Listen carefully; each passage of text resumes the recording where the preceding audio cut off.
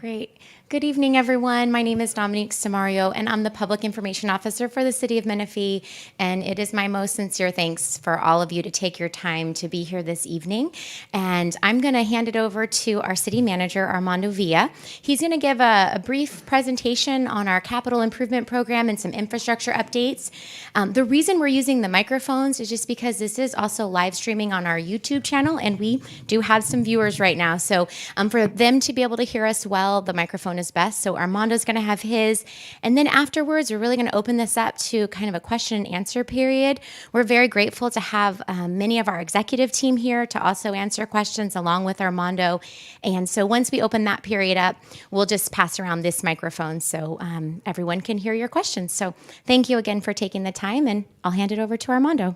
Thank you, Dominique. Can you hear me? No. How about now? Better? Okay, thank you. Again, thank you, all of you, for taking the time to be here today. I really appreciate this.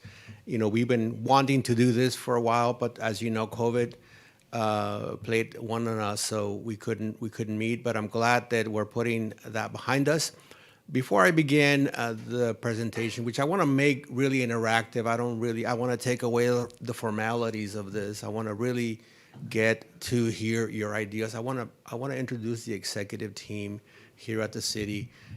Many people think that I'm the one doing all the work when it's them that do all the work to get this city where it's going. So I'm gonna start with our police chief. If you can just real quick introduce yourself, Chief. Thank you, Armando. Pat Walsh, police chief. I've been here a little over 2 years, and we just passed our 1-year anniversary, July 1st. Best city I've ever worked for. Good evening, ladies and gentlemen. My name is Ron Puccinelli. I'm the new IT director. I've been here, I think this is day 120 something, so bear with me if I don't have all the answers just yet. Again, great city, love to be here. Thank you. My name is Gina Gonzalez. I'm your Economic Development Director. I'd like to say that Menifee is the best city.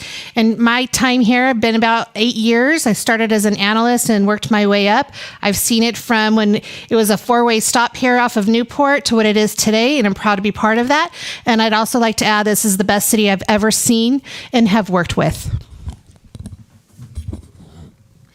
Good evening. I'm Nick Fidler, the Public Works Director. I'm fairly new to the city, along with Ron. I've been here just around 2 months. Still in a learning curve, so bear with me as I get familiar with the city and hope to help the city grow. My specialty is in infrastructure improvements. I've overseen a $1.4 billion transportation improvement to the past city that I worked for the past 23 years, which was Bakersfield. So I do have a strong background in the capital improvement program, and I look forward to helping the city grow or in an orderly development. Good evening, everyone. My name is Cheryl Kitzrow. I'm the Community Development Director here at the City of Menifee. I oversee the Planning and Building and Safety Departments. This is a fantastic place to be, and I'm so thankful and honored to serve the residents and the community here in the City of Menifee. Good evening, everyone. I'm Jonathan Nix. I'm the Community Services Director, which is parks, recreation, trails, trash service, and whatever else you guys need out there. And we do all the community events. Just a real quick plug. We have events this summer pretty much every single Friday. So please come out to one of our movies in the parks, one of our moonlight markets at the town center. I'm glad to see all of you here today as well. Good evening. I'm Rochelle Clayton, Assistant City Manager. I have a little over 27 years of government experience, but I've been here with the city for a little over 2 years, and I've been over the Departments of Finance and Human Resources, most recently acquired Community Services and City Clerk, and I'm very excited to be in Menifee. Great place to work and happy to be here. I am Sarah Manwaring. I'm the city clerk, and I have been working here in the city of Menifee for close to 6 years now, which actually makes me one of the one of the veterans here. I've seen this city grow a lot in just those few years, and I've really enjoyed working for the city of Menifee. This is a great executive team. they're all a good group, and I really enjoy working for Armando. So thank you. So thank you, guys. So you're probably wondering why so many executives, for the city. Well, you probably all know better than I do, we're a very dynamic city. We have grown from the time we incorporated to today. We've actually grown about 35,000 people. We have grown 87% since we incorporated. And as you all know, we're the fourth fastest growing community in California. And it takes a lot of effort in making sure that the growth is controlled. And that's why you see a whole variety of executives with different expertise that are needed to be able to handle some of the things that we're going to need over the next several years to grow. The theme of today's presentation is infrastructure. And infrastructure is a really broad term that's often used to describe what cities need to be able to operate. Infrastructure is everything we need from public facilities, roads, parks, and what have you. So every year, we take to task to be able to complete a 5-year capital improvement program and update it every year. As you know, when we first incorporated as a city, we assumed responsibility of a lot of streets from the county. A lot of streets that some of which were built, some of which were under construction, and some of them were really already in bad repair. The county didn't really do the necessary maintenance, and they're not in the business of doing that. That's the job of a city, to be able to maintain roads and things like that. So we inherited a lot of roads that needed a lot of repair. And for the last couple of years, we've been focusing on preparing a plan that focuses on funding and focuses on a schedule to be able to build infrastructure in our city. The good news is that we have a pretty good handle on what we need to do to be able to complete and make sure the city continues to grow. The bad news is that we're really behind. We're really behind because the kind of projects that we need to be able to deal with issues like traffic are very expensive, extremely expensive. Just last year, we completed the construction of Scott Road interchange. And I think many of you saw that. It took us about 18 months to 2 years to build it at a cost of about $60 million. So you may think, well, where's that money come from? Well, that money comes from different funding sources. Not all of them come at one time. So we have to do a really good job of making sure that we pair up the money, synchronize the money, and then close the gap with funding to be able to put together projects such as that one. Over the last 7 years, we completed the Newport interchange. We completed the Scott Road interchange, and we're about to embark on another project this year, which is the Holland Road Overpass. And we're going to be talking about that a little bit. But I wanted to make sure that I go through this plan with you and then give you a little bit of a chance to ask questions about this plan, because this is a very ambitious plan over the next 5 years that we need to do to be able to deal with the impacts of growth and traffic. Another thing that I wanted to make sure that I say and that you understand is that oftentimes, and the number of calls that I get almost every week is about traffic. What are you guys doing about traffic? Traffic is getting worse. And you guys continue to approve projects. Well, the reason why the traffic is getting worse is not because we are approving projects. The whole region from Lake Elsinore to Hemet to Temecula, all the way down to Moreno Valley, it's building like crazy. So we happen to be situated in an area where everybody needs to go through to pass by. So we get hit with the regional traffic, and it's our job to make sure that we mitigate the traffic. And we seem to have a good handle on the things that we need to do to mitigate traffic. And we have spent over $100 million already to deal with that regional connectivity issues. And we're about to do another project that I think is going to help tremendously a lot of our local residents, which is the Holland Road overpass. That's going to alleviate traffic off of Newport Road and also Scott Road. And a lot of our local residents are going to find a shortcut and use it a lot to be able to avoid these interchanges during the morning traffic peak hours and the afternoon peak hours. And give me a second.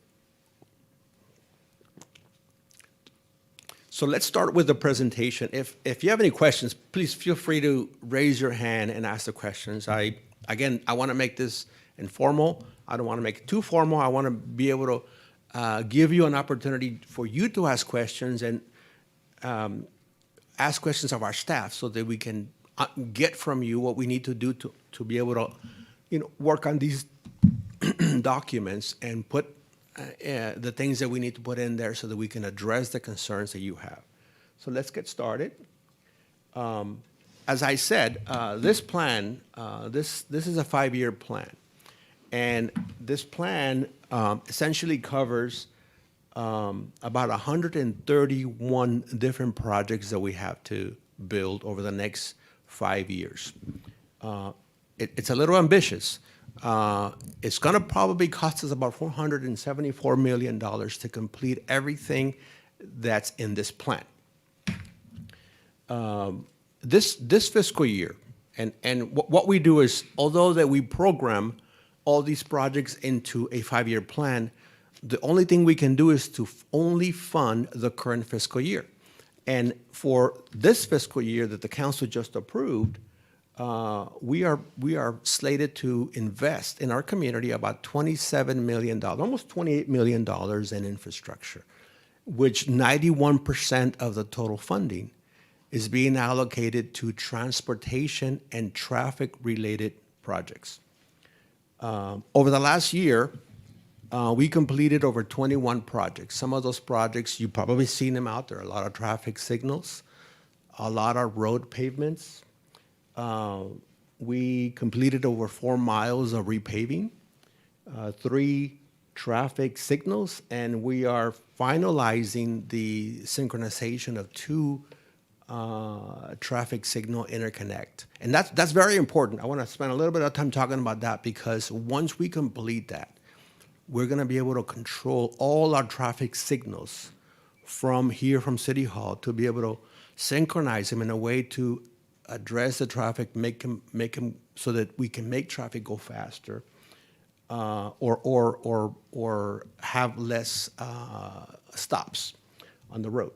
And I think we're very close to completing that, right, Nick? We're months away from going live on that.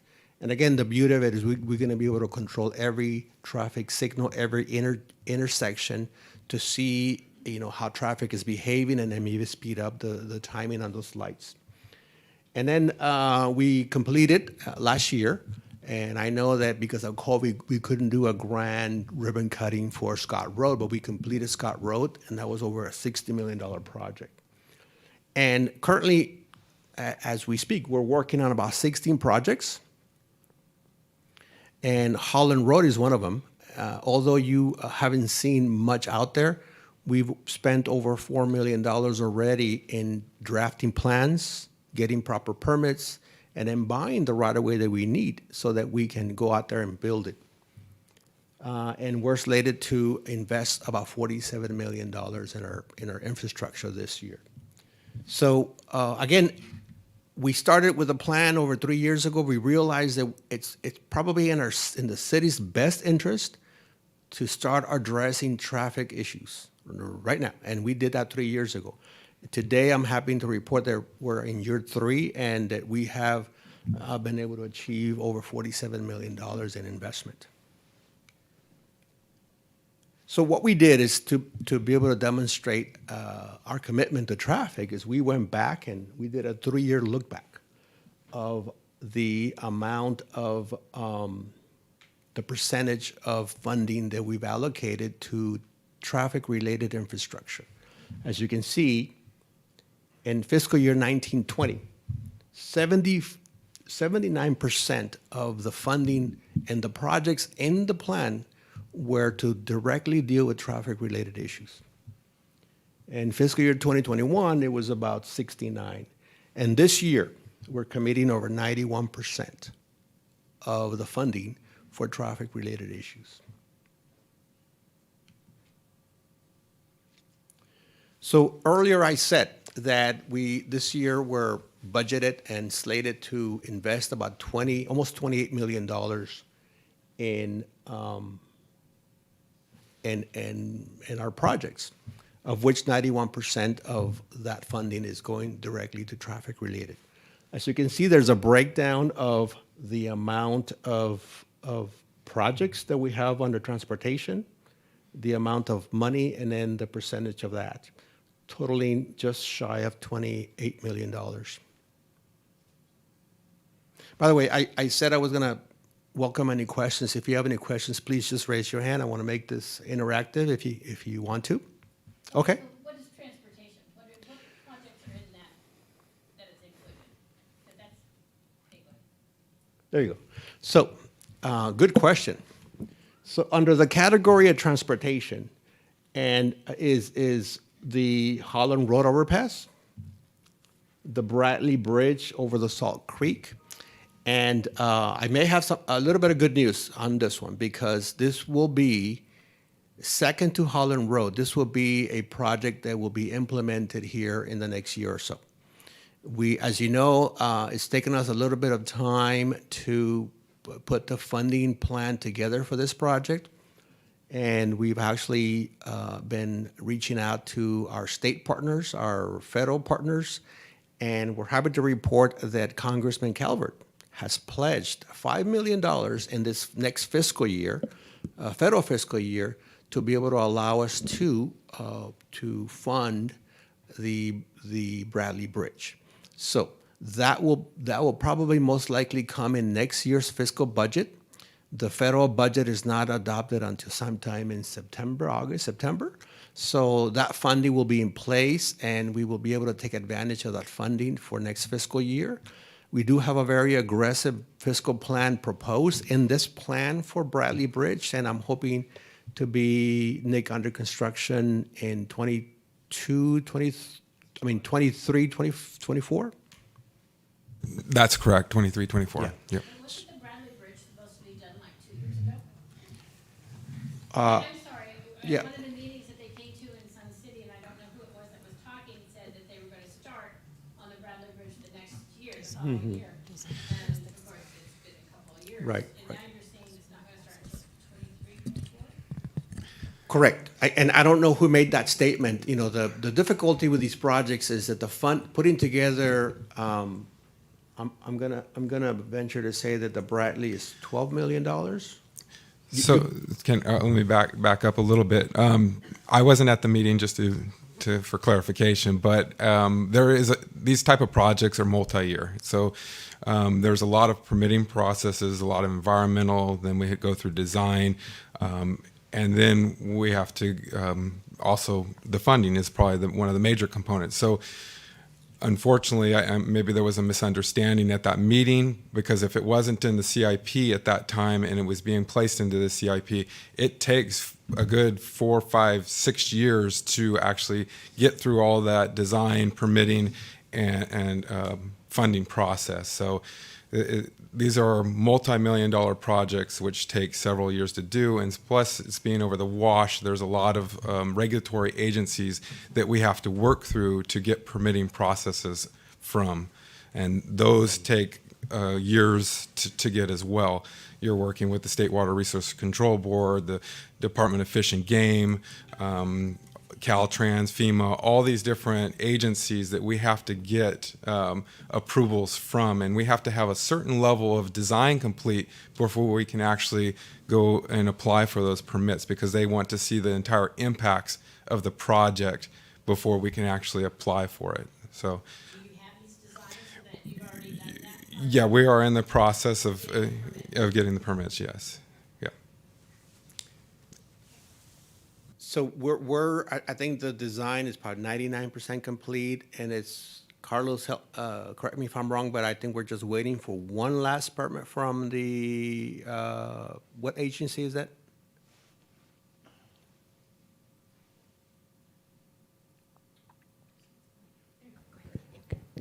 Look, okay. So it's the Army Corps of Engineers permitting, and then we have to apply for the encroachment permit from flood control. So, yeah, so if we had regulatory approval for all those, we could start, but we have to go through the process of making sure that we get the permits. And also the funding, a lot of the funding is going to Holland Road this year. Next year, we're proposing that the outlook for funding for next year will be able to allow us to completely fund it next fiscal year. Well, And one of the because- things I wanted to add as well is that now we're going after this additional funding source, which is federal funds. It requires another level of environmental document, but we're trying to fast track that, and Congress is also trying to fast track that as well. So those are things that we will continue to work with the Congressman's office to help us fast track those type of permitting. Improving that environmental document from a CEQA to a NEPA environmental. So I guess the takeaway there is, these large projects, they really need to be multi-year projects because of the number of jurisdictions that need to approve them. And also the cost associated with it. It takes us several years to put a funding plan together so that we can completely fund it. Honestly, before we go out to contract, we need to be able to demonstrate that the money is in the bank for some of these projects before we go out to public contracting these projects. So the projects that you see up there that are non-blue are projects that are multi-year, and we're adding funding this year to be able to get them more ready to complete. So the projects that are in blue are the projects that we expect to complete or start construction this fiscal year. Is that correct? Yeah. Good question. I noticed that the capital improvement project budget for this most recent year seemed lower than the previous years. Could you give us any information Yeah. on that? So it's been consistent for the last couple of years. What happens is because of the multi-year nature of the projects and the way we have to book our revenues, a lot of those fundings get rolled over. So when we close the year, we ended up rolling over the money that was allocated in the year, and then the money that wasn't spent gets rolled over, and then it gets booked that way. So, but constantly, I think we've been allocating about 27 to 32 million every year for projects.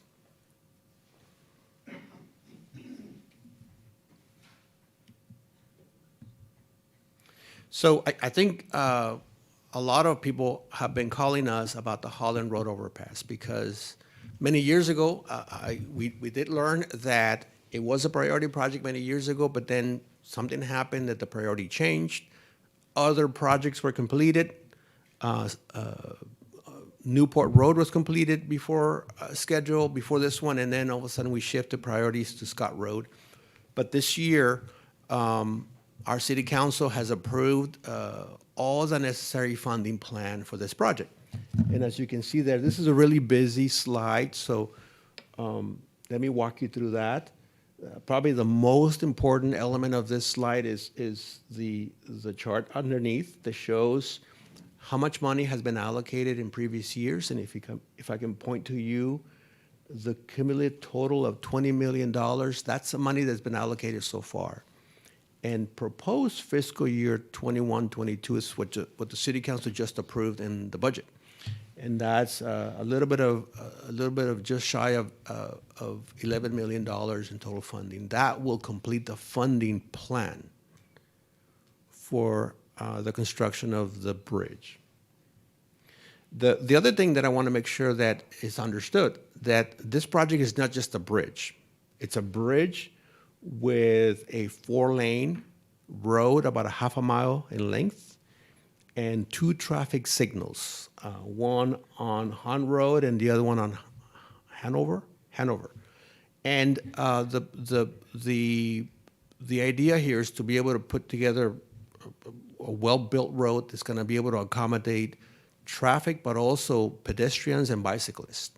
This would actually allow the east side of our city to be able to connect to the west side of our city and utilize the facilities on the west side of the city, like the Paloma Wash Trail And then we'd allow people to walk over or bike over to go to the college and when they do complete the stadium. So it'll be a very functional alternate route to be able to go from one side of the city to the other. We've already spent about $4.7 million in funding, and a lot of that went to buying right away for the bridge. About a month ago, we just closed on the last piece of property that we needed to be able to build the facility. And why is that important? It's important because what's next is that we have to go through a process called an encroachment permit with Caltrans. Caltrans wants to make sure, and they want to see that we own all the property that's going to be needed to be able to build the bridge. We couldn't approach Caltrans without having that. Yes, sir. Yeah, I see this price here of 30 million. Is that everything there in the picture right there? That's correct. Is that the whole project? Yeah, that's the whole project. Now, my concern is, I see you guys building a waterfall here, and it looks beautiful, but I'm wondering what's gonna happen a little downstream. So, I live towards the border of Menifee, like Holland Road, the west side. And I know right now a lot of people are using that route as like a shortcut to get here. And I think with this overpass and the 4 lanes here, do you have any plan in your CIP for that? Like widening or traffic signals? Sure. So I think if you look at the rest of the projects, there are 4 or 5 more projects in the plan that actually anticipate the traffic flow.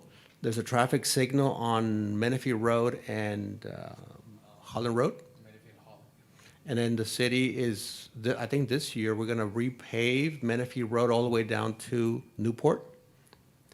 And then on the west side of the city, there's a project in this here that's gonna widen the Holland Road, some of the sections of Holland Road that have been widened, so they're gonna widen, and then eventually all the way down to Murrieta Road. So there's that connectivity that's folded in here. So we're anticipating that. Obviously, those are multi-projects that kind of go together to be able to flow traffic from one side to the next. Yeah, now a little eye-opener was, I believe in the beginning of this month, there was a big like car pileup and they redirected all the traffic right through Holland Road.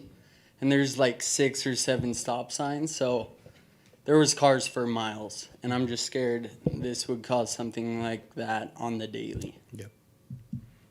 So the timing, and I'm gonna look to Carlos to help me here, but the timing of it, the bridge won't be completed. I mean, we're gonna start the bridge and it's gonna be about an 18-month process.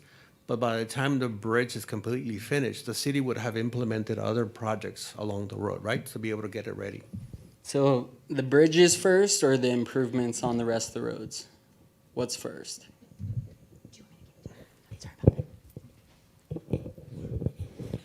Yeah, we have some projects along the rest of the road. So they'll be concurrent when the bridge is being constructed because it's an 18-month project. So there's other projects that, some resurfacing projects, some widening projects here and there. Eventually, the entire roadway, Holland Road, will be improved to a 4 lanes to its ultimate conditions. There'll be no more stop signs, there'll be stop lights everywhere, and they'll be interconnected. We're already working on the backbone for that to happen. So all these stopping, stops, pile-ups, and things like that will be kind of mitigated in the future with this project. Is not only in the east side, but also the west side. So I have a question regarding, Good as you question. mentioned, it's not only going to be for traffic for vehicles, but also for pedestrians. I know when the region properties, the town center was being approved, that there was talk that Holland overpass is going to be for vehicles only, and then they were, because of the college that you mentioned, they wanted foot traffic from the college to be able to come over to the shopping and the amenities that were going to be over there. So they were talking about a pedestrian bicycle bridge by itself, because they were also concerned, this was back in 2010, I believe, 2010, 2012, they're concerned also about possibly having, like I say, it's gonna be 4 lanes and then having all the traffic and the pedestrians on the same bridge. And then even at the same time, you talk about funding for this thing. At the time, I know when it went before the council, the owners or the people that were promoting Region Properties and the Town Center project, they said they were going to fund the Holland Overpass. So I'm wondering why the funding is a question. They said that they were going to pay for it. And that was part of the approval in order to approve the Region Properties over there, Town Center. So I'm wondering what happened to that money. What I do know is, oh, there it is. That project pay a fair share.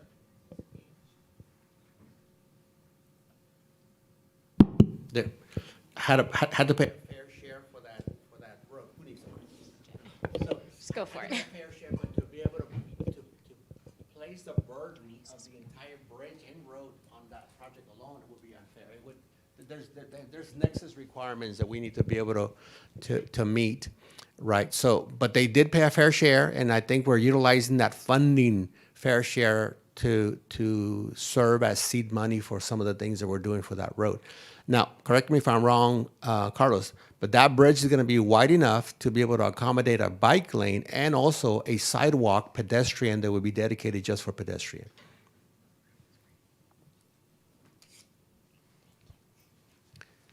Yeah, I'm just bringing Yeah. forward the facts that Yeah. that was part of at the time, because I was here then, and in fact, I became planning commissioner right after that. But that was one of the reasons the council did approve the project, because the developers said that they were going to pay for that project. For that and bridge. That's why the public went along with it. There is a smaller pedestrian bridge that is slated to be built. It was conditioned as part of the town center project. That is a pedestrian dedicated only to be able to connect the town center residential to the commercial. And that's in this plan too, but that's not slated for another couple of years more. So that I do know about, but I don't know that the town center project, I haven't read anything that says that they were conditioned to pay for Holland Road only. No, I understand. With the exception of the fair share. I'm just saying that that's what they said when they had the public comments and the meeting. That's what they announced to the public. Okay. Thank you for those comments.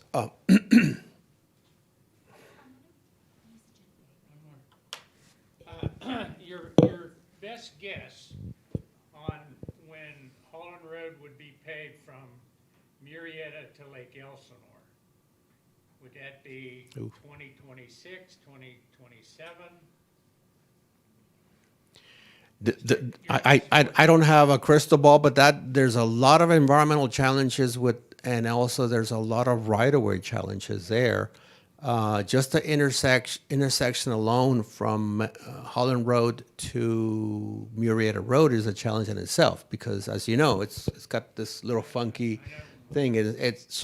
But the council did make that a priority for us to start working on solutions to design that. And it's going to take us a little bit of time to get the funding. Like 5 years or more? I think it's 5 years or more.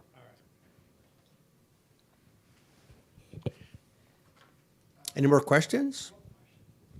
Sure. Sorry, so the $10 million that are kind of left over, that's been allocated already from like general funds from the city or combination of things? Or? So if you look at this proposed fiscal year 21-22 funding plan, it includes a menu of several funding sources. Oh, I see. The funding name, there's $1.5 million from Measure DD Quality of Life. There's about $7.7 million that's being pledged by the WRCOG, which is a regional planning entity.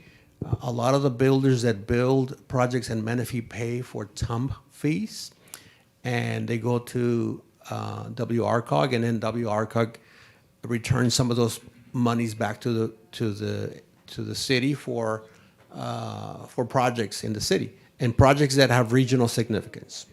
So the money's there to get the project going as soon as permitting right away, and so pretty much turn over the shovel here in the next couple of months, next 2 years. So what this represents is that we have a funding plan that's very viable, Oh, okay. Especially the WRCOG money, that has been pledged to the city from WRCOG, and we're waiting for one more meeting for the WRCOG Executive Committee to have a meeting and vote on it and pledge those monies for us. Oh, good. So Is it guaranteed they're gonna pledge those monies, or can they, maybe lessen it, or just say, no, we're not gonna do it after all, or is this a guarantee that it's gonna be pledged? well, it's difficult to say because it's still subject to a vote of which I have no control of. The WRCOG Executive Committee is comprised of council members from a lot of the member agencies. We have one council member, Councilman Leesmeyer. He's very actively engaged with WRCOG, and he's gonna go fight for us. But we've already had several meetings with the executives at WRCOG, and we've had zone meetings where they make commitments that money is going to be there for us. So a lot of the work that's needed to be able to basically put that to a vote has been done, and the commitments are made. We just need that final vote by the executive committee. They told us that we're going to have a meeting in July, but they couldn't have a meeting in July because they didn't have a quorum. So they're going to have a meeting the first or second week of August. Second week of August. So that's when we will know for sure that the money has been allocated. But you know, one thing to say is that you know, year after year, the money has been allocated that way, and the final allocation rarely ever changes once they make a commitment. So there's a fair likelihood that the money will be there. I have no doubt that they're gonna or that they're gonna change that number. I have no indication that they will. Any more questions on this slide? Yes, sir. Just a general question. I know the gentleman over here was concerned about Holland Road and traffic and all that, and I don't think his concern was directly addressed, which was, are they going to fix the light intersections before they build the bridge? Because if they build the bridge first, then you're going to have an exponential increase of the problem. So that was the one concern. Another issue was you're using a lot of acronyms here that people don't know, WCOG, whatever. Maybe you could just actually indicate what those stand for. Yeah. That's a very good point, and oftentimes, you know, we spend a lot of time using those acronyms, so we get to learn it. But that stands for Western Riverside Council of Governments, which is a regional entity that was formed from all the member agencies, which is basically all the cities in the Western Riverside County region got together and they form a regional planning agency. They many years ago made the commitment to develop a nexus study to be able to deal with traffic issues. This is probably 20 years ago. And they've been charging what's called TUM fees. What is Transportation Uniform Mitigation fees. And every developer that builds in this part of the county pays a fee that goes into a pool, and then that money gets distributed to the regions for traffic mitigation, regional traffic mitigation projects. So, and then to answer your second part of the question is that the intent, and it's in this book, to be able to address some of those traffic signals and widening projects that are beyond the limits of the bridge and road. Like I said earlier, this road actually includes traffic signal improvements both on Hahn and Hanover. Are they going to synchronize the signals on those Holland Road as well? Yes. I think also to carry on that, as Armando has mentioned, that this is a multi-year plan. Don't forget that the Holland Road Bridge project is an 18-month project. So those, I think Carlos had indicated that they'll be built concurrently. Some of the signal improvements will be happening while we're also building the bridge improvements. And that's probably a good segue to talk about the schedule because, you know, there's a number of things that we need to do between now and when we get the funding and then when we actually go and hire a construction company to go build it. Nick, you want to talk about this timing? So yeah, we can walk through this. What we're looking at right now, we're in the 95% complete plans for the project. We're working through we've just achieved the right-of-way certification, or actually acquired our last piece of right-of-way, and so we'll be working through our right-of-way certification. With the 95% complete plans, we submit those to Caltrans. They review them because they're an oversight for this project, so that takes a little bit of time to get those approved. And then what we're also working with is Southern California Edison for a relocation of some utility lines that were within the footprint of the project. So those are the major things that we need to accomplish prior to actually going out to bid and advertising. First is to complete the plans, do the right-of-way certifications, finish the PS&E, finalize the last permits that we have that are outstanding, and then get the encroachment permit from Caltrans, because they are the oversight agency. As you guys are all aware, the bridge sits over the top of State Route 215 or I-215. And so those are the major things. And then once we get the encroachment permit from Caltrans, we'll start advertising for construction right March 2022, and then we'll go to take it to council for award probably in June of 2022, and then looking to start construction in August of 2022. So and then once you get to there, you add about 18 months. From August, 18 months later, we'll be in completion of construction. So we'll be looking at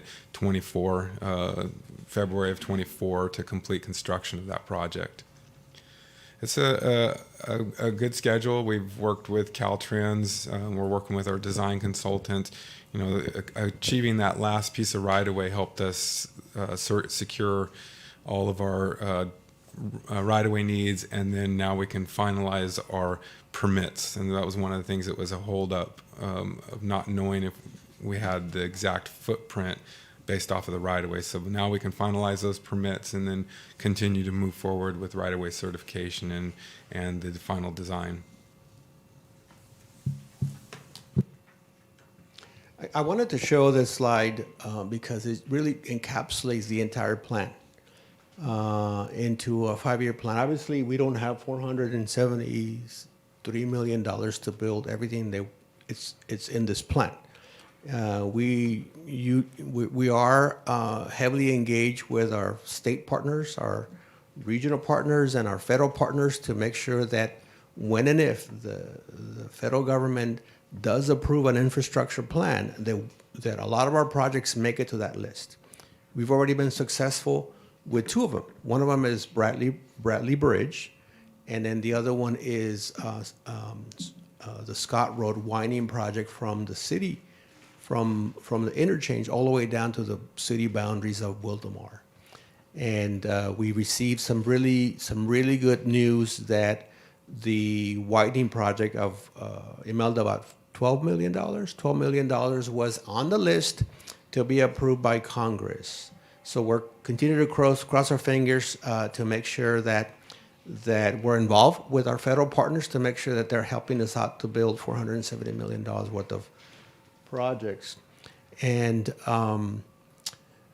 as you can see, we continue to categorize primarily a big percentage of our project load to circulation, transportation, and traffic calming projects. But I don't want to forget, and I don't want you to forget, that we still have to build other facilities in our city. You know, we need to build parks, we need to build community centers, we need to build amphitheaters and things like that. If we were to spend every nickel that we have on transportation projects, we wouldn't build anything else. We wouldn't build parks. And then we would have a whole bunch of angry residents marching up and down City Hall asking us to build parks. So what we try to do is we try to make sure that we build a good cross section of all the projects that we need to build: community centers, parks, amphitheaters, and sidewalks and things like that. So our total bill, $470 million, and like I said, we're very active in making sure that the region and at the federal level, they know that we need resources to be able to put together a plan. And obviously, also one of the things we're doing is we're working very actively with our economic development department to make sure that more economic development projects come in, the kind of projects that are going to yield revenue generation so that we can pay for some of these projects and we don't have to rely on grants and things like that. So again, you can see a big chunk of that pie is for transportation related purposes. And I know the chief stepped out for a little bit, but another thing we talk about internally all the time is, you can't just deal with traffic by building roads, by building new facilities. There's an element of enforcement that oftentimes that helps. And our chief has been very active in making sure that we educate our drivers to drive safe. And I wish he was here. He stepped out, probably an emergency. But our brand new police department, they have expanded their motor patrol traffic unit to include a couple of motors that are going to embark on a very rigid campaign to make sure that the residents that are speeding, which by and large, a lot of them are people that don't live here, they just pass by here going 80 miles an hour, that they learn the rules and that they need to slow down and they need to obey the laws. And right now, we seem to be having an issue with Newport Road, Scott Road, and then McCall Road. People just get off the freeway and they just want to go very fast, like if they were on the freeway. So, like I said, our chief is working very hard to make sure that our cops can spot that and then avoid a lot of traffic accidents. Anyways, so I know I said a lot, and here's the chief. Chief, I know you had to step out, but I was talking to the group about some of your efforts to try to make sure that the residents and the visitors remember traffic laws and therefore deal with the traffic issues. Yeah, thank you, Armando. Sorry, I stepped out for a second. So, yeah, we're trying to have a more of a presence. We have a sergeant and 2 motorcycles right now that work in traffic, and 2 more are in training right now. So we'll have 5 motorcycle cops out there. But we've written over 2,300 tickets already this year, or 3,300 already. So we're trying to focus on where we're having crashes. We've had about, over 1,700 traffic accident calls. A lot of those are exchanges of information, so we don't write a report. But we've had 214 injury accidents and 8 fatal. So it's a problem. People need to slow down, stop texting, and stop for red lights. So we're working on that. We're trying to hit the areas that we're having problems. Newport's one of them. Hope that answers questions. Awesome. Yes, that's one of the things we're trying to do is it's not all about spending money on building new stuff, but we also need to make sure that people learn how to drive. Yes, sir. A question for our police chief. I have a Ring doorbell, and we have an application called Ring Neighbors. And it shows you where all the crime is basically in the city. And there's 2 areas that have been focused heavily in the last 2 years. One of them is in Sun City, where I guess a lot of elderly people live. And then the other one seems to be the Menifee Lakes area. And as I look at those reports that keep coming in, it's like they're hitting those areas over and over again. And my question would be, does the police department get those reports from the Ring system? And are they attempting to focus, I don't know what you call it, a thing to actually catch these people, like stakeouts or whatever. And I know some of it's hard because they're going in late at night and cutting people's mufflers. I saw one where a guy had a gun and he was waving it around, and the other guy jacked up the car and stole the catalytic converter, and that was right on the video. So, it could be very dangerous out there for the public. So thank you for that question. So there is a couple things I'd like to address. So first off, when we took over patrolling, the homeless population was pretty heavy in the Sun City area, and there's a couple reasons for that. One, their grandparents or their mother and father or some family member has a house there that they can kind of use as their base camp. But for the most part, they're estranged from their families, but they can go back and get some support, some food, a shower, some money. And the second part is that the retired people in Sun City are very generous, and they hand them a $20 bill every time they ask, and that's the problem. And so we've spent a lot of time trying to address the homeless issue there, because I'd say 85% of them are homeless because they're methamphetamine addicts, and then the remainder are mentally ill or both, and so we offer them services. We've partnered with behavioral health, and we're doing a lot of good work with behavioral health. For the first thing we do is offer them help. Most of them say I don't want help, and then we kind of try to educate them and or arrest them for the crimes that they're committing. As far as in the Lakes area here, yeah, we do extra patrol. The problem is, at 3 o'clock in the morning, you can get off that freeway, get into that neighborhood, do your deed, and get back on the freeway and be gone in moments. So we're trying to convince people, HOAs, to spend a little bit of money on cameras that capture everybody going into their neighborhood, because we might not be able to stop the catalytic converter being stolen, but we can go back into the system that we're using and find that person. And the more we do that, and the more we hold people accountable, the more the criminal network, which is like CNN, they talk to each other. And if we can convince them this is not the city to come do your crime in, they won't come here anymore. As far as Ring goes, you can register your Ring so that, and we go in every day and look at it, and we actually are solving crimes and using it. We're in there. We're in next door. We also have a program where you can register your surveillance cameras with us. If you go to our website, I think it's under program tab, and then it'll say camera registry. And that way, my investigators or even my patrol officers that are working right now, if something's going on right now, they can go look in there and kind of dig into your.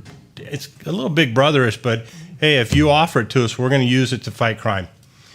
So we're trying to do that. So if we can get HOAs on board, the businesses are starting to put these cameras in, and it's the same system, and it's just phenomenal. It tells us when wanted people or stolen cars are driving into our town, and it's really helping us.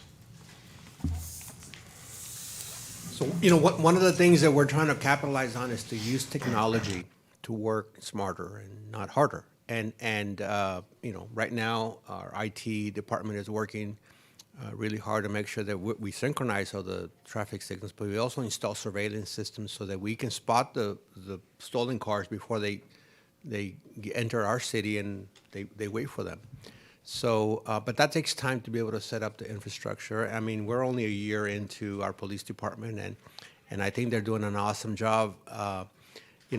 Having to put together a police department, hire 60 officers plus, and another 25 administrative staff in a COVID year was very challenging. As you know, every time you hire one police officer, you really have to interview about 20, because it takes that much to be able to filter and hire the right person. So we did that. We were able to accomplish that in a COVID year when it was very difficult to get background checks done and things like that. So our plan is to continue to beef up our police department activity, and our council has been very supportive of law enforcement. So we hope that as our wallet grows, our revenue grows, that we're going to be able to add more police officers to our arsenal and be able to take activity down.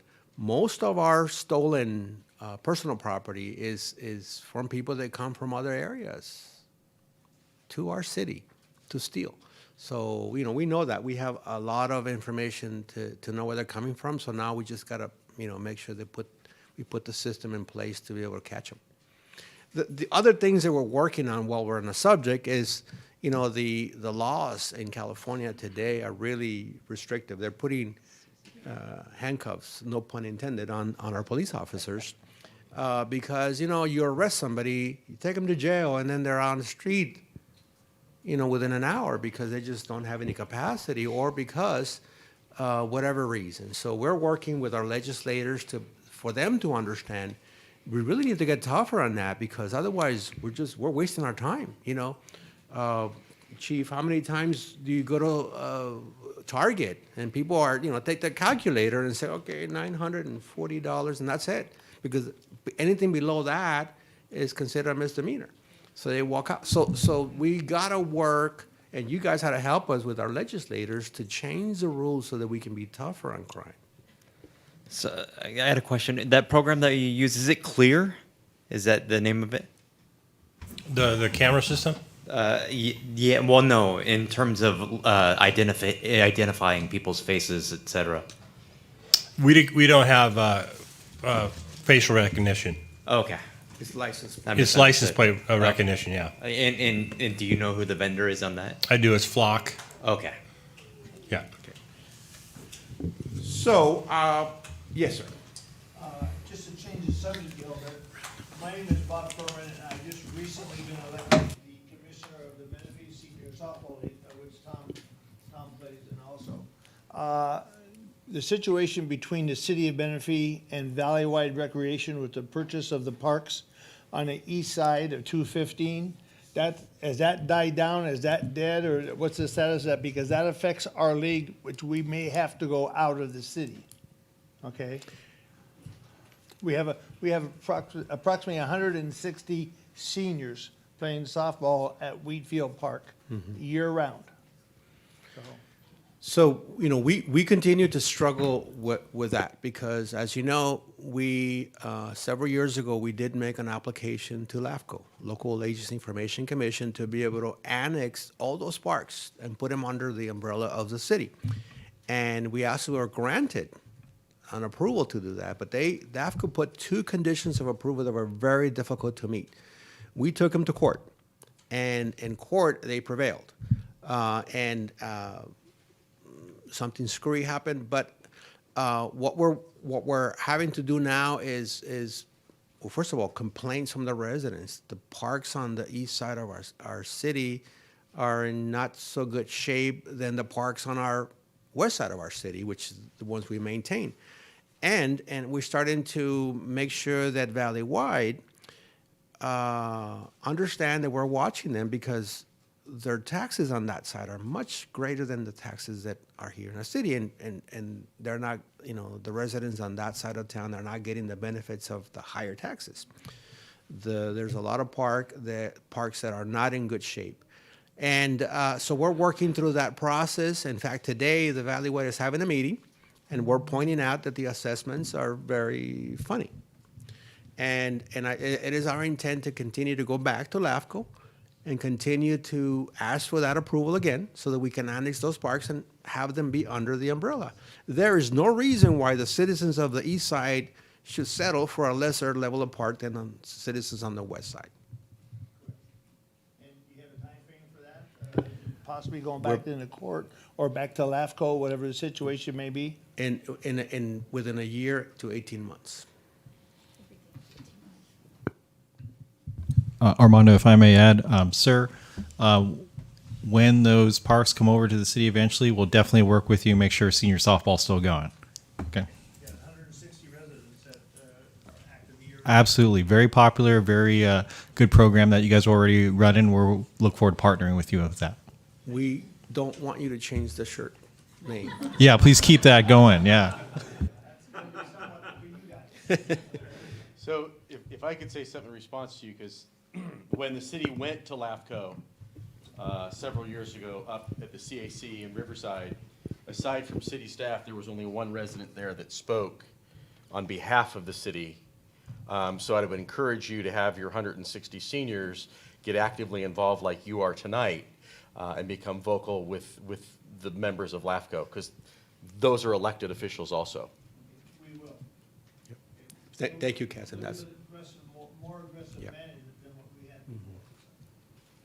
Well, Tom's still here, and he used to be on the city council. Yeah, and I need to know if he's going to play in the fall season starting September. I'll be playing.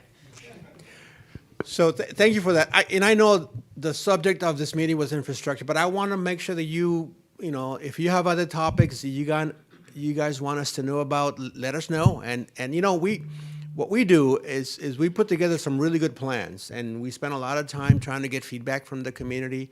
And because of COVID over the last year, we haven't been able to meet with the community. But we want to hear from you guys, because I want this plan to even be better than this by having public input. We did have over 6 public meetings about this very same plan, and I think we had a total of 5 people show up to our meetings. So you know, I want to make sure that this plan, as we begin to either amend it late this year, or we draft a new plan next year, it has a lot of input from you guys, because you know, you guys are the ones that live in our city and get to experience the streets on a daily basis. To let us know what's working, what's not working, what do we need to do to make it better. So I really appreciate you coming out today and let us know your thoughts. Can I just say that redoing Murrieta Road to 1 lane was not, in my opinion, the brightest idea.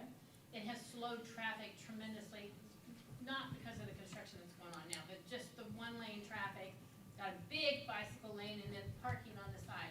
It's like, it really wasn't needed. The 2 lane traffic was much better.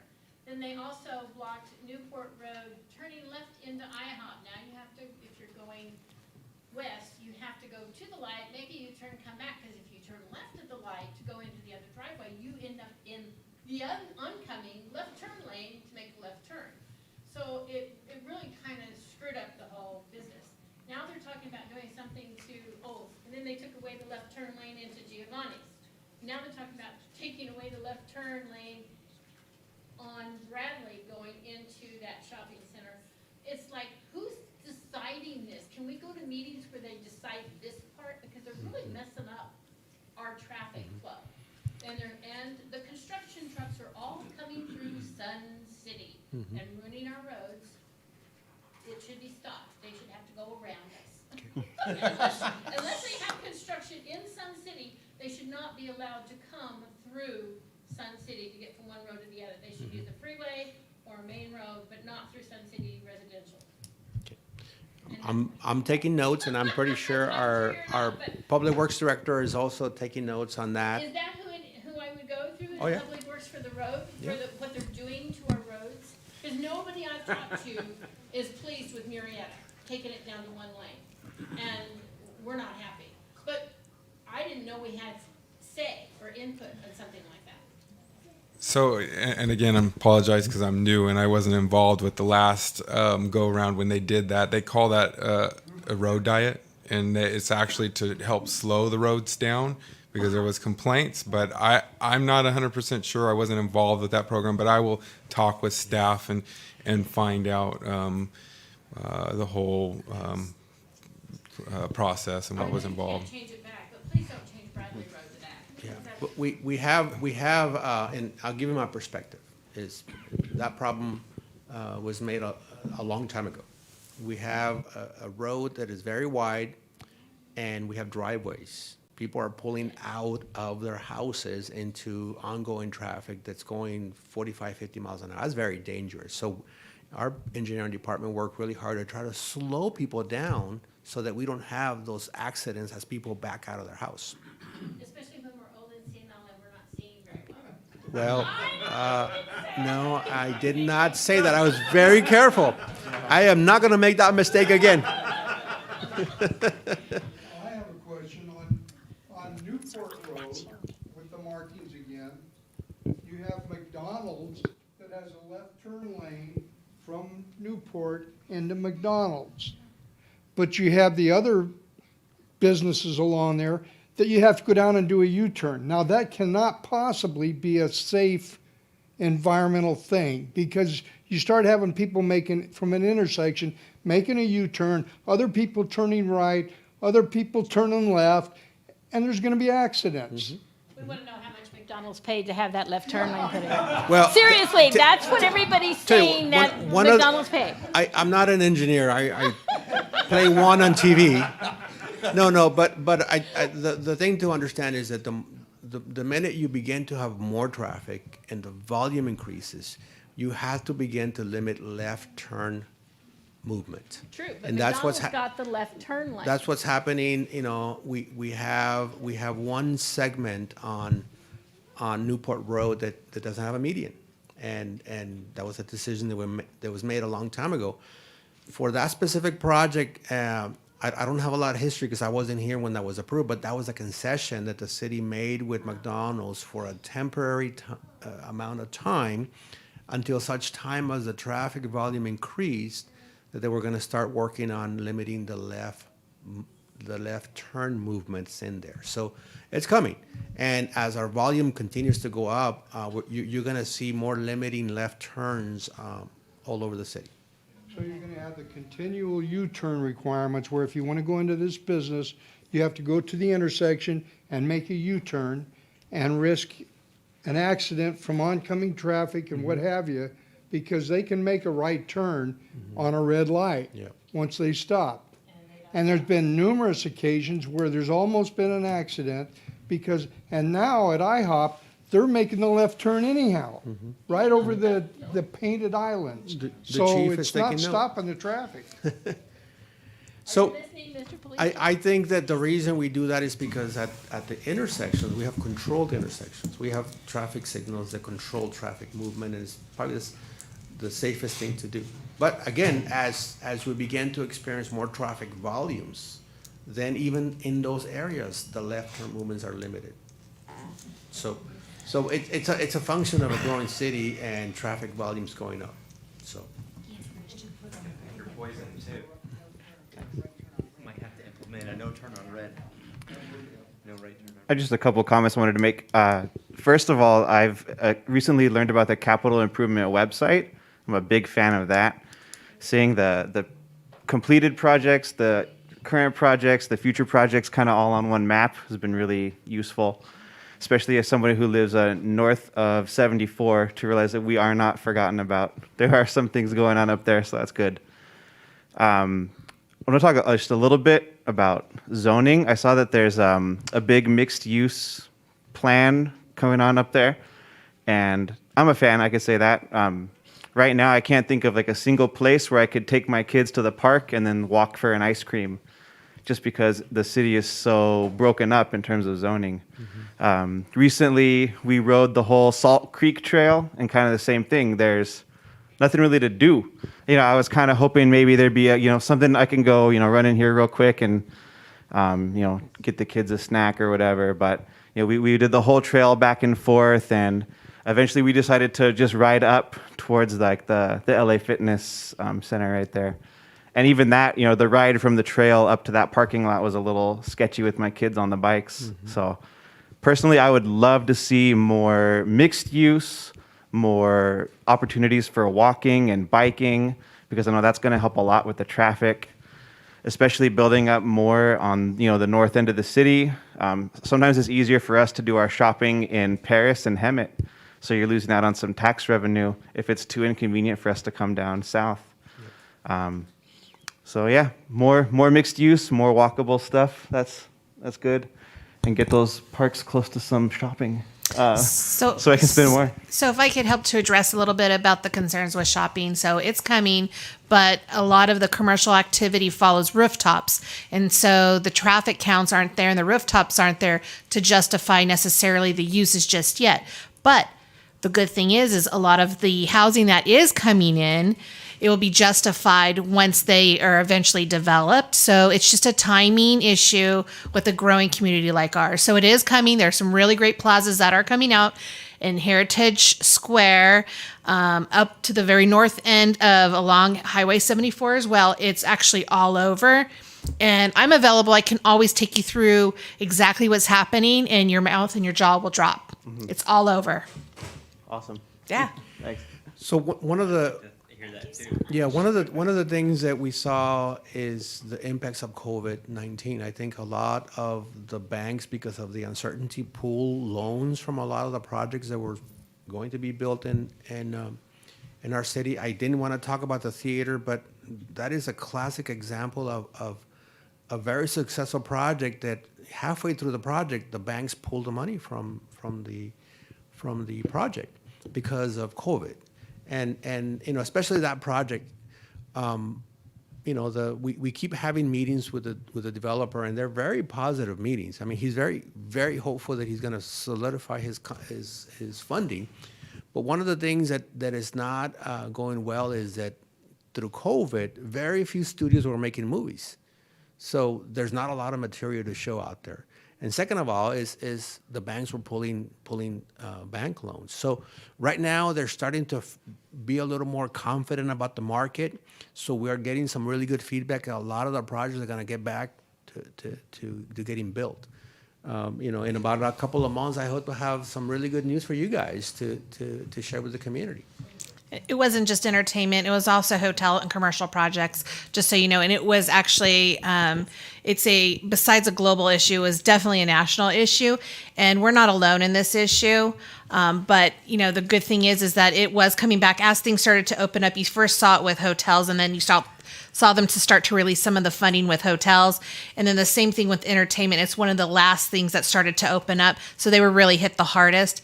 And so as things, as Armando mentioned, start to return, you'll start to see that demand, and then the banks start to let go of the purse string, so to speak. But the reason why we saw a lot of the activity during COVID, we were very grateful, is that a lot of our commercial projects that were jump-started during COVID were actually cash projects, believe it or not. They didn't go through the bank. So we were very fortunate. To this gentleman's point and to Gina's point, I represent the developer of the 50 acres on the northwest corner of Scott and Hahn. My client purchased that land in 2006. We had a plot plan and an EIR certified that had Costco's prototype and Home Depot's prototype. We were actually had a letter of intent from Home Depot, and then the downturn came. But we moved forward and had that project approved and shovel ready. As we all know, Costco went to Murrieta. To Gina's point, the rooftops just are not along the Scott Road corridor. The land zoned adjacent to Scott Road is rural residential, so the density doesn't exist. There are no job centers down there. Until Commerce Point, the other 50-acre project that I represent, the industrial project, gets built and has hundreds of jobs, developers aren't going to come. And the offsites for the junction, for the retail project, are $12 million. So, and that's infrastructure. That's Scott Road, that's Hahn Road, that's Howard Road, and that's storm drains. Aside from the TUMF that client will pay in the millions of dollars and the road diff and those things. So I only bring that up because this gentleman raised the question about the northern part of the city. Same situation exists. There's no infrastructure up there. There's no rooftops up there. So while we want those things, you've got to have the market demand, and then it's got to be able to, I'm going to say it, people don't like to hear it, it's got to pencil. So those are things that go into it. So you folks have maybe a little bit better understanding. But to your point and to Gina's point,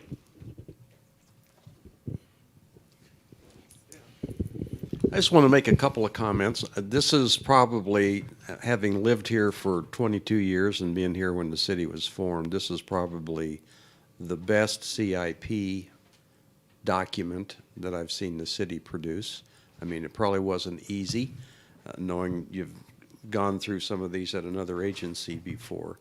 And so it's to listen to what Mr. Fidler said. There's a lot of people do not understand how long it takes to get funding and permits from, if you have something that requires federal funding.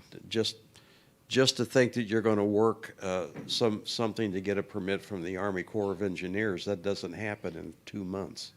Sometimes it's a year and a half, 2 years, sometimes 3. And so for cities sometimes to make a promise that they're going to have it done, they have to work with other entities. And sometimes that's a much longer process than what somebody would like to endure. What I'd like to see at some point is that you have a 5-year CIP, but sometimes it's worthwhile to look out for 10 years and just identify your projects. in 10 years, because sometimes when you want to get federal and state funds, you have to have a project to go sell yourself. And so that kind of helps. I enjoyed you talking about the other infrastructure that goes on, and it was just a point that perhaps a lot of people are not aware of. We just got a new library in the city of Menifee.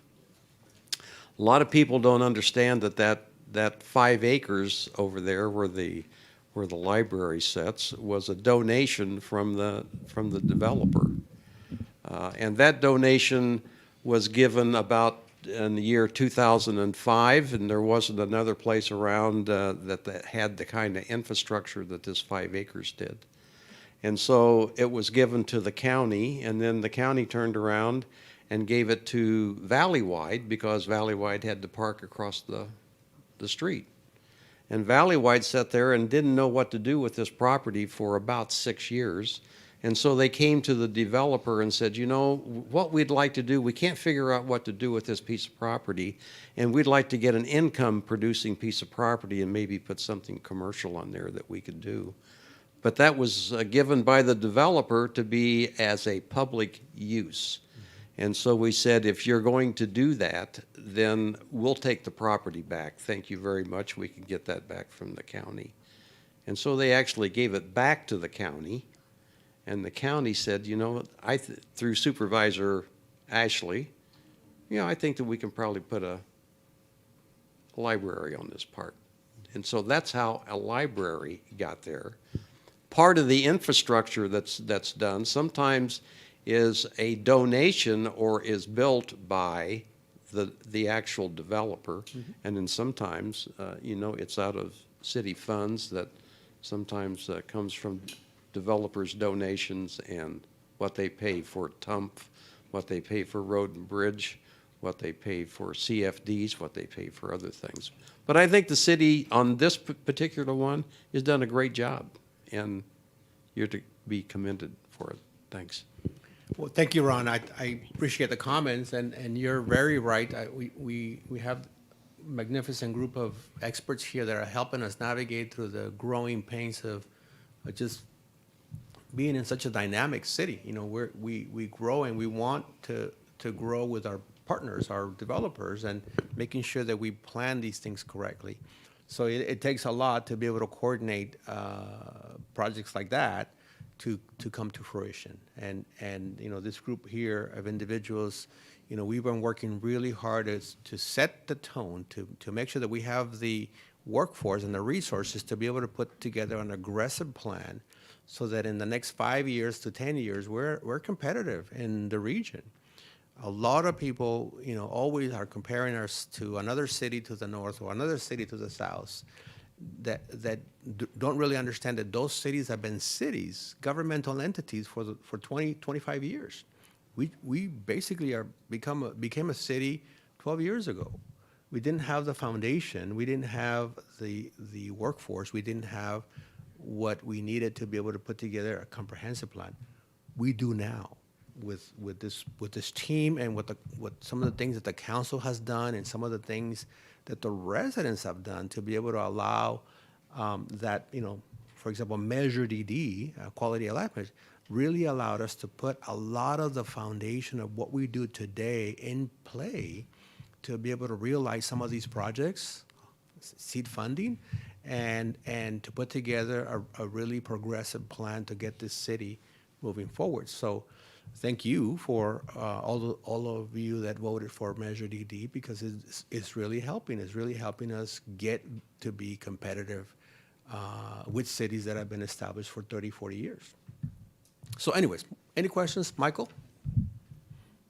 Since you brought that good note out about the Measure DD, now known as the quality of life, I'm the chair to the Measure DD. Is there any plans in the future of what's going to happen to Measure DD, the funding that's going on? Like, for example, I think 64% or so is going to the police department, 40% I guess is going to, or some number, I forget the numbers exactly, but it's going to the fire department. What is going to replace those funds? How are we going to replace the funds of Measure DD providing right now for the service of the PD? So I'm not sure I understand the question. You mean when DD goes away, or is that? Yeah, if it goes away, or if it's, is there a plan do you have with your staff that this is going to be changed? So I think the plan is clear. You know, Measure DD, we call quality of life Quality of because life. it's providing programs for quality of life. You know, we spend 60+% for public safety, and then the rest of it goes to infrastructure that really improve quality of life. We still rely heavily on that money because it allows us to invest in our public safety. But we are also working very hard with our economic development department and our planning department to make sure that we continue to grow our economic base. We need more retail, because retail does bring some revenue generation, so that we slowly begin to build up the foundation for revenue sources. And, you know, we continue to remind residents, don't go to Murrieta or Temecula or Moreno Valley to shop. Shop local, because we really capitalize on those sales tax dollars. So we're working really hard to bring all those shops that you go out and visit in other cities so that you can spend the money here. Eventually, in the next 5 to 10 years, as we get more commercial developments and we grow our tax base, we will begin to wean out of the need for quality of life measure DD. But it's going to take us a while. And right now, you know, we don't have a crystal ball that says in 2035 we will not need measure DD funding, because, you know, we need to make sure that we do our best to grow our retail base and our industrial base. You know, right now we're embarking on several studies to be able to understand how to diversify our economy so that we can bring not only retail, but we bring jobs that are mortgage-paying jobs. You know, and we're working really, really hard to make sure that we understand what are the elements that we need to have here in Menifee so that we can bring more industry, more employment centers, because the more employment centers, the more revenue generation from salaries stay in our city.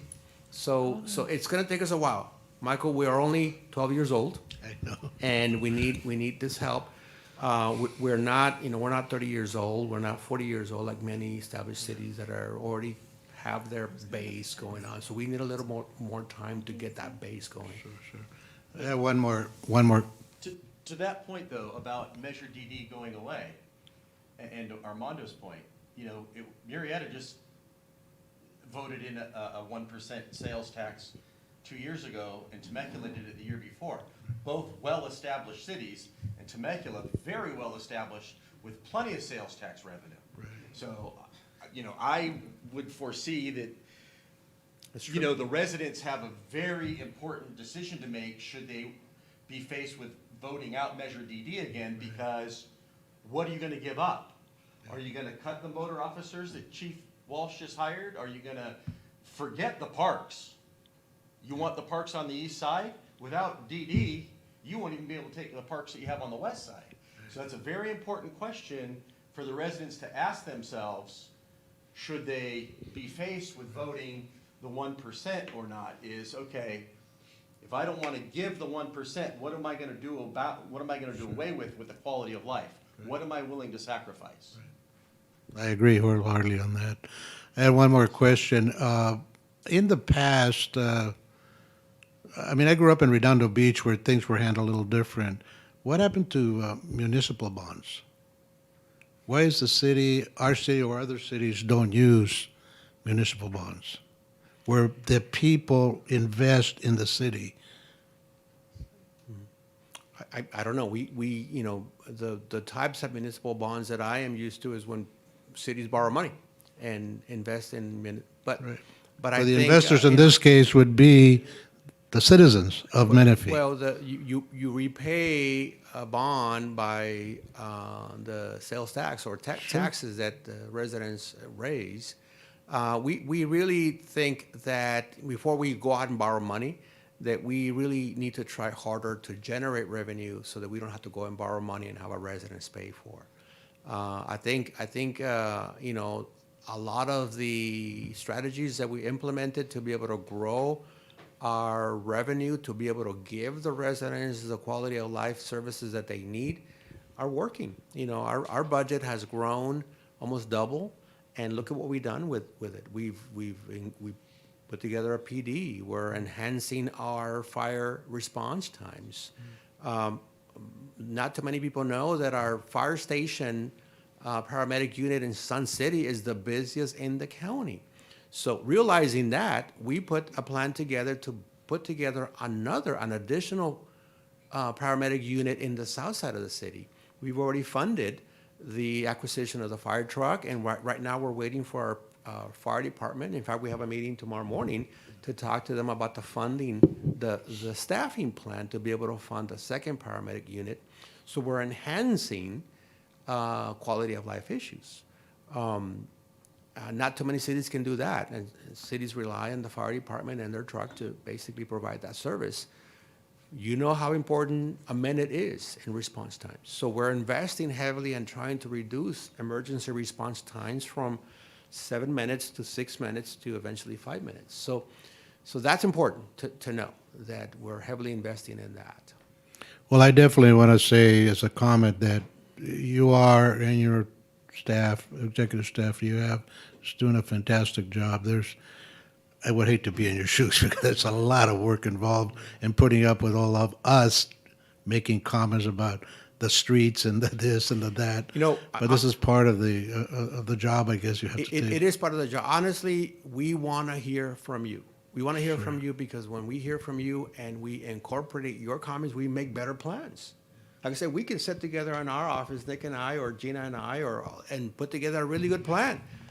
But if it doesn't have public input, it's not a good plan. So we really need you to come out, send your comments via email, through our website, and come to our meetings and let us know how we're doing, because that's how we become a better community.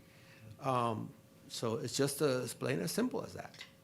Thank you. Thank you for coming to our city, by the way. Thank you. Let the reporters know that.